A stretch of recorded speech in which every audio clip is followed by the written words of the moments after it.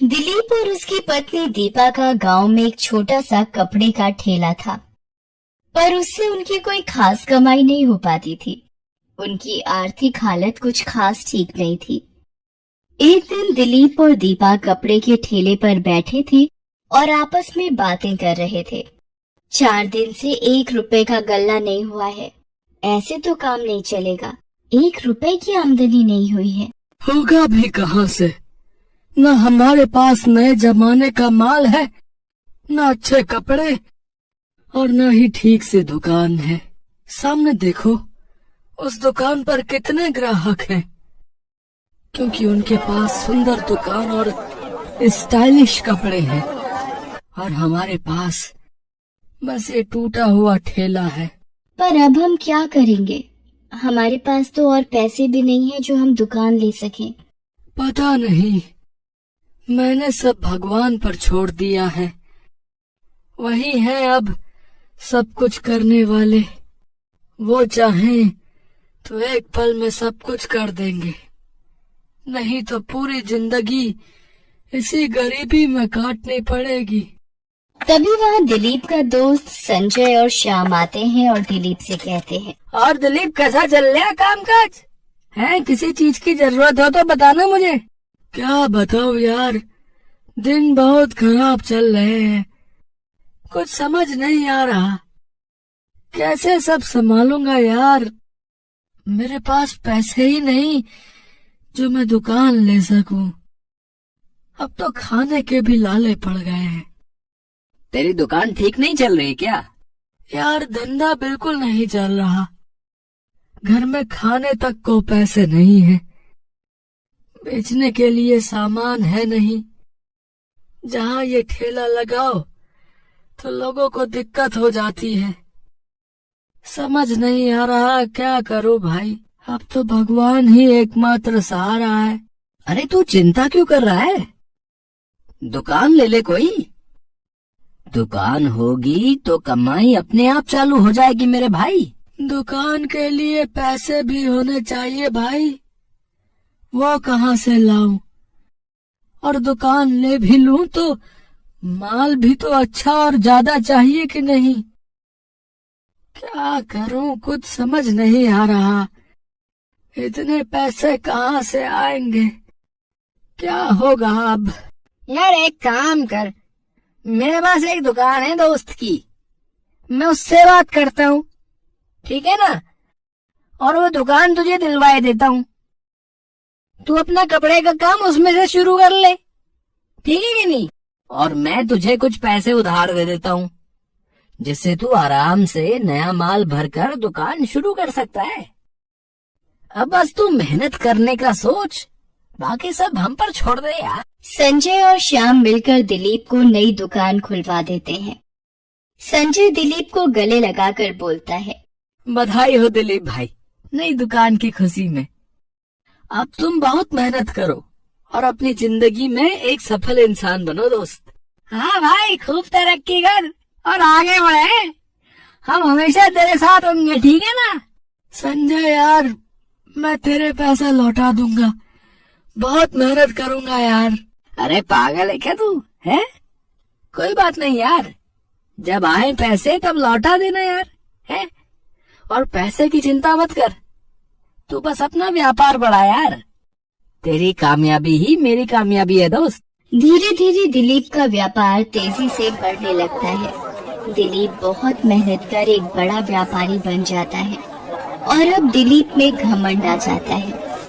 दिलीप सबको अपने से नीचे समझने लगता है। एक दिन दिलीप, श्याम और संजय तीनों दिलीप की दुकान पर बैठे होते हैं। दिलीप संजय, श्याम और खुद के लिए चाय मंगवाता है। चाय पीते पीते तीनों बातें करते हैं। और दिलीप, तूने व्यापार तो बहुत बढ़िया जमा लिया यार, है? अब आगे क्या करने का सोचा है? और क्या करेगा, व्यापार को आगे बढ़ाएगा, खुद का कारखाना डालेगा, और क्या है कि नहीं? नहीं, कारखाना नहीं, अब फैक्ट्री में ज्यादा मुनाफा है भाई। वाह यार, तूने इतना पैसा जोड़ लिया, बढ़िया यार, बधाई हो यार तुझे और तरक्की मिले मेरे भाई। पैसा कहाँ है यार, अभी बस थोड़ा दिमाग लगा रहा हूँ ताकि कोई रास्ता मिले और पैसा आ जाए। है कैसा दिमाग? हाँ भाई, क्या सोच रही है यार तू? है कुछ गलत तो नहीं करने जा रही है ना पैसे के चक्कर में? है अरे नहीं यार, अरे मैंने तो सोचा है कि शेयर मार्केट में पैसा लगाऊं। शेयर मार्केट में एक नई कंपनी आई है, उस पे इन्वेस्ट करूंगा भाई, और कुछ ही वक्त में दुगना मुनाफा कमा लूंगा भाई। अरे भाई, नई कंपनी पे इन्वेस्ट है? तुझे लगता है कि ये रिस्क लेना अभी ठीक है? कुछ गलत हो गया तो फिर भाई? हाँ यार, मुझे भी नहीं लगता अभी। तू अपना व्यापार आगे बढ़ा, शेयर मार्केट का थोड़ा नॉलेज ले ले भाई, उसके बाद सोचना। ऐसे इन्वेस्ट करना बेकार है भाई, पैसे वैसे डूब जाएंगे और डूब भी जाते हैं। तुम मुझे ज्ञान मत दो, ठीक है? मेरे पैसे हैं भाई, मेरी मर्जी, मैं उनको कहीं भी लगाऊं। तुम दोनों हो कौन जो मुझे ज्ञान दे रहे हो? है मैं बस तुम दोनों को बता रहा था, ना कि तुमसे सलाह मांग रहा था, ठीक है कि नहीं? अरे यार, हम तुझे ज्ञान नहीं दे रहे हैं, समझा रहे हैं ताकि तेरा नुकसान ना हो।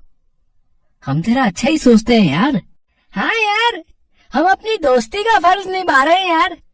हमने वही कहा जो तेरे लिए ठीक है, समझा कि नहीं? सब समझता हूँ मैं, हाँ। कोई फर्ज नहीं निभा रहे हो तुम दोनों, मेरी तरक्की से जल रहे हो। हाँ, मुझे आगे बढ़ते देखकर तुम्हें खुशी नहीं, जलन महसूस हो रही है मेरे भाई। हाँ, इसलिए मुझे इन्वेस्ट करने से रोकने के लिए इतने बहाने बना रहे हो कि कहीं मैं और अमीर ना हो जाऊं। है यही चाहते हो ना तुम दोनों, है कि नहीं? यार तू ऐसा कैसे सोच सकता है? अरे हम तेरे दोस्त हैं यार, दुश्मन नहीं। अरे कुछ मत बोल यार संजय, इसको कुछ मत बोल। अभी ये कुछ नहीं समझ पाएगा, समझ रहा है ना? क्योंकि इसकी आंखों पर लालच और घमंड का पर्दा लगा मेरे भाई। अरे चल यार चल, हम चलते हैं यहाँ से। संजय और श्याम वहाँ से चले जाते हैं। दिलीप अपना सारा पैसा कंपनी पर इन्वेस्ट कर देता है। थोड़ी समय बाद कंपनी को लॉस होने की वजह से दिलीप का सारा पैसा डूब जाता है। दिलीप के पास पैसे के नाम पर कुछ नहीं होता है। एक दिन दिलीप की दुकान मालिक मिस्टर सिन्हा उसकी दुकान पर आते हैं और दिलीप को बोलते हैं, दिलीप, तुमको ये दुकान खाली करनी पड़ेगी। क्यों? मुझे थोड़े पैसों की जरूरत है और मेरे पास दुकान बेचने के अलावा कोई दूसरा उपाय नहीं है। हाँ, अगर तुम्हारे पास दुकान खरीदने के पैसे हैं तो तुम ये खरीद सकते हो। सिन्हा जी, मैंने थोड़े दिन पहले ही एक कंपनी पर पैसे लगा दिए, अभी मेरे पास कुछ नहीं है, पर आप थोड़ा समय दीजिए मुझे, मैं करूँगा ना कहीं से। अब समय ही तो नहीं है मेरे पास। अब तुम्हें ये दुकान खाली करनी ही पड़ेगी फिर तो। पर मैं इतना सारा माल लेकर इतनी जल्दी कहाँ जाऊंगा? मेरे पास पैसे भी नहीं है अभी कि मैं कहीं और माल शिफ्ट कर सकूं। आप मुझे थोड़ी मोहलत ही दे दीजिए। अब नहीं, ये पॉसिबल नहीं है दिलीप। मुझे जल्द ही जरूरत है पैसों की, है ना? मुझे परसों तक दुकान खाली चाहिए, ठीक है? या फिर 10 लाख रुपए चाहिए मुझे। हाँ। दिलीप घर जाकर दीपा को सारी बातें बताता है।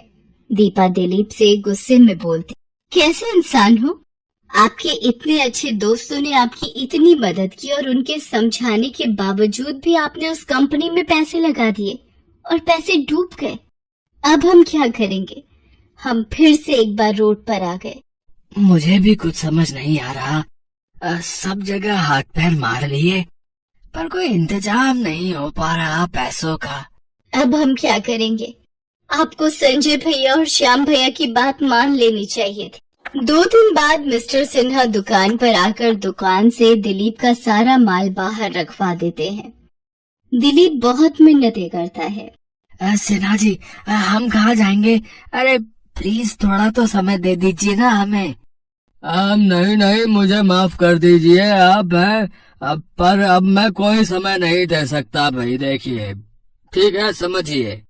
दीपा भी वहीं खड़ी होती है। दिलीप और दीपा की आंखों में आंसू आ जाते हैं।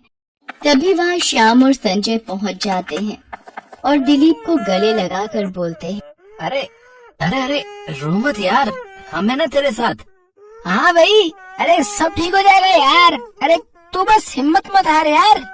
मैंने तुम दोनों की बात न मानकर गलती तो की ही, पर तुम्हारी बेइज्जती भी की। मुझे माफ कर दो भाई। अरे तू वो सब छोड़ और आगे क्या करना है ये सोच। अब मुझे कुछ समझ नहीं आ रहा। अरे भाई तू घबरा मत, तूने जहाँ से शुरुआत की थी ना, वापस वहीं चल। एक दिन तू फिर से आगे बढ़ेगा भाई। हाँ, बस तू हिम्मत रख। उस समय तो तेरे पास माल भी नहीं था, पर आज तो है। हाँ, सही कह रहे हो तुम लोग। मैं अपनी गलती की वजह से अर्श से फर्श पर आ गया भाई। वापस अपनी मेहनत से फर्श से अर्श तक का सफर तय करके रहूंगा मेरे दोस्त। दिलीप और दीपा वापस पहले की तरह ठेले पर दुकान लगाने लगते हैं और अपनी जिंदगी पहले की तरह जीने लगते हैं।